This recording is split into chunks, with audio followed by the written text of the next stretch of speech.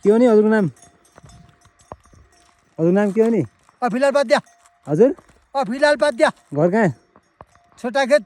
छोटा खेत त्यो भने कहाँ हो? त्यो भने छोटा खेत भने कहाँ हो? नि पारी गयो तल दार्गुम पारीमा गयो। ए दार्गुम हो? अनि यहाँ के गर्नुहुन्छ?